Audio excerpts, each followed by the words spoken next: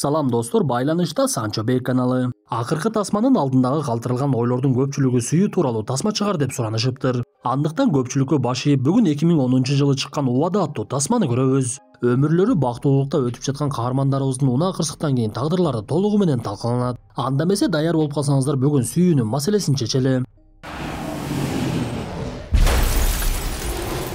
Тасманын башталышы кышкы мезгил. Каармандарыбыз Пейдж менен Лео үйлөнгөндөн кийин бактылуулук өмүр сүрүшүп, жаңы чыккан тасмалардын бирин көрүп бүткөндөн кийин Манас кинотеатрынан чыгып келе жатышкан. Бул убакта каармандарыбыздын бири-бирине сүйүүсү катуу ашып, ар бир мүнөттү чогуу өткөргөнгө аракет кылышып, бири-бирине жылуу мамиледе болуп, маанайлары дагы ачык эле. Ошондуктан алар жолдо бара жатып унаасын токтотуп, бири-бирине дагы бир жолу сүйүүсүн тартуулоону чечишет. Бирок бул убакта айлана чөйрөдө каар жаап, жолдор аябай тайгалак болгондуктан, артынан келе жаткан чоң унааны айдоочусу башкара албай сыйгаланып барып, каармандарыбыздын унаасын сүзүп экөө тең эстери болуп жатып калат. Бирок көп өтпөй эле аларды ооруканага алып кетишип, биз ошол убакта мурдагы күндөргө өтүп каармандарыбыздын кандай таанышкандыгын көрөбүз.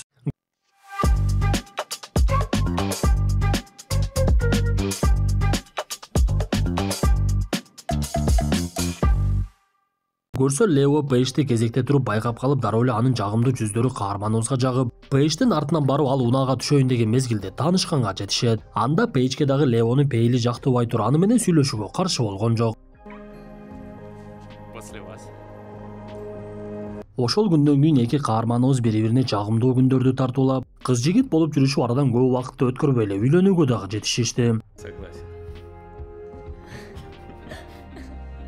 Тасманын кийинки көрүнүшүнө кайрадан бүгүнкү күнгө кайтып, каармандарыбыз ооруканада жаткан мезгилин көрөбүз. Анда Леонун жаракаты азыраак болгондуктан ал бат эле өзүнө келип, Пейдж болсо алдыңкы терезени тешип чыгып кеткендиктен башындагы жаракаты өтө оор болчу. Бирок кандай болбосун убакыттын өтүшү менен ал дагы өзүнө келди.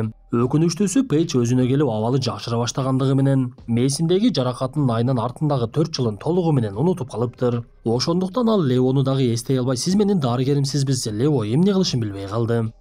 Вы сказали, все хорошо. Черепно-мозговая травма не похожа на обычный перелом.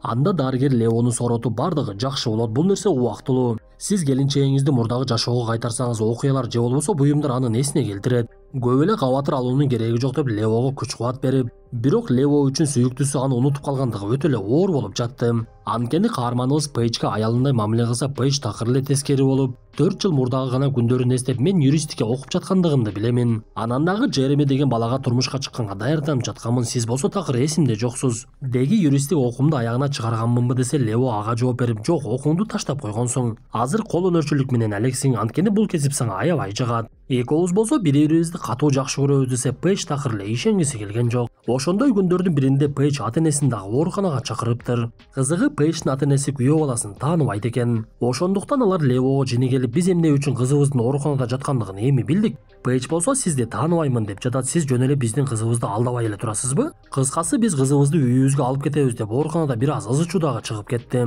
Анда каарманыбыз Пейджге өзүнчө түшүндүрүп, сен ата-энең менен мени тааныштырган эмессиң. Анткени өзүң дагы ата-энең менен көп жылдан бери сүйлөшпөй калдың эле. Ошондуктан мен аларга кабар бербедим десе, Пейдж дагы деле Леонун сөзүнө ишенбей, сиздин сөздөрүңүздүн бардыгына далил жок болуп жатат деп ал жерден кетип калат. Ошентип Пейдж ата-энеси менен кетер алдында Лео шашылып эле жетип келди. Көрсө ал далил катары Пейдждин Леого жөнөткөн акыркы жолку үн жазуусун угузайын деп чечиптир. Үн жазууда Пейдж Леого жакшы көргөндүгүн айтып, аны батыраак келүүсүн суранып, аны сагынгандыгын дагы бир жолу эскерткендигин Пейдж өз кулагы менен угат. Ошондо гана Пейдж ата-энесине кайрылып, бул адамдын балким чындыгы бардыр, мен бул адамдын үйүнө барып жашайын. Каалаган күнү сиздерге кетип калсам болот да, балким чындап эле бир нерсе эсиме түшөттүр деп Леону кубандырып, аны менен чогуу кеткенге макулдугун берип, унаага түшүп алып жөнөп кетишет. Көрсө каармандарыбызды Леонун үйүндө достору жана аяштары күтүп жатышыптыр. Алар Пейдждин ооруканадан чыккандыгына кубанып жаткандыгы менен Пейджге алардын бардыгы бейтааныш болуп, өзүн жаман сезип, мен жалгыз болгум келип жатат деп ал жерден кетип калат. Анда Лео дагы келген коноктордун бардыгынан кечирим сурап, аларды узатууга туура келди. Пейдж болсо Леодон суранып, мени азырынча жалгыз койчу. Мен болуп жаткан окуялардын түпкүрүнө такыр эле жете албай атамын деп экөө эки бөлөк жатышат. Эрте менен болсо Пейдждин көңүлү бир аз ачылып, Леодон сурап, сен эмне жумуш кыласың, мен болсо эмне менен элекмин? Күндү эмне менен баштайт элек десе, Лео түшүндүргөнгө аракет кылып, эми бардыгын өзүң акырындан билип аларсың деп жумушуна кетет. Попробовать морковный пирог.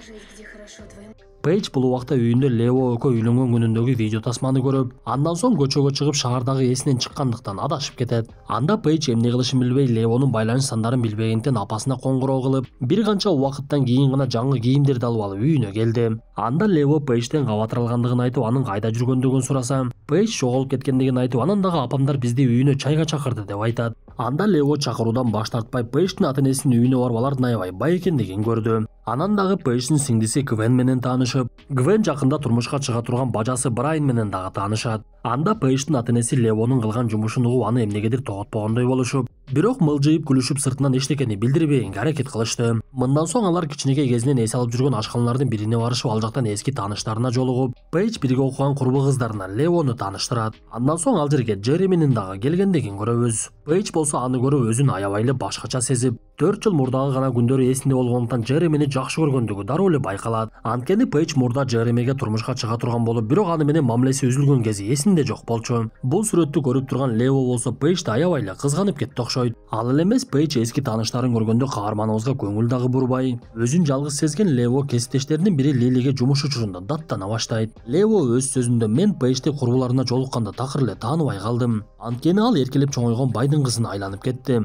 Анан дагы Джеремини көргөндө өзүн башкача алып жүргөндүгү менин аябай эле жиниме келтирди. Бирок мен бардыгы ордуна келет деп сабырымды кармап жүрөм десе, Лили туура кыласың деп күч кубат берген сөздөрүн айтат. Пейдж болсо Джереминин бир күнү жумушуна барып, андан сурап: "Деги экөөбүздүн ортобузда эмне болду эле? Биз үйлөнө турган болуп жаттык эле го, кантип байланышыбыз үзүлүп кетти?" "Мен такыр эле эстей албай жатам" десе, Джереми сөз баштап: "Ошол убакта сен аябай эле өзгөрүп кеткенсиң. Жүрүм турумуң дагы өзгөрүп, кийимдериң дагы алмашып, мени болсо жөн эле себепсиз таштап койдуң. Андан бери канча жылдар өттү, мен эми Роузга үйлөнө турган болуп жатамын. Сен деле ал кызды тааныйсың го" десе, муну уккан Пейдж Джеремини кызганып, бирок сыртына билгизбей, "Макул, анда мен барайын" деп коштошуп жатып, Джеремини өөп дагы жиберет. Бул нерселерден кабары жок Лео болсо дагы деле Пейджди өзүнө кайтарганын аракетин көрүп, ага ар кайсы сүрөттөрдү көрсөтүп, анан дагы Пейдж колөнөрчүлүк менен алек болгон компасын көрсөтөт. Бирок Пейдж ал жердеги жасалгыларды көрүп, "Ушунун баарын кантип мен жасап калайын? Мен бул нерсени жасай албасам керек" десе, Лео: "Сен обондорду коюп алып жасачуң. Мен сага азыр коюп берем" деп обондорду аябай эле бийик коюп салат. Анда Пейдж жини келип: "Өтө эле катуу коюп салдың го, ырды өчүрчү" деп кыйкырып жиберет. Бул абалга чыдабаган Лео дагы жини келип: "Мен сага жардам бергенге аракет кылып жатам го. Эмне мага жеңил деп ойлоп жатасыңбы" деп ачууланып ал жерден чыгып кетти. Бирок кандай болбосун каарманыбыз сүйүүсүн кечпей, жини тараган мезгилде кайрадан эле гүлүн көтөрүп алып келет. Биз ушул жерде Лео өтө сабырдуу жана мыкты эркек экендигин түшүнөбүз. Эгер биздикилер ушундай абалга түшкөндө дароо эле талагын берип экинчи аял алса керек эле. Эми кандай болбосун окуя уланып, Лео үйүнө келсе, Пейдж атасын чакырып, сиңдимдин тоюна даярдык көрүш керек экен деген шылтоо менен ата-энесинин үйүнө кетүүнү чечет.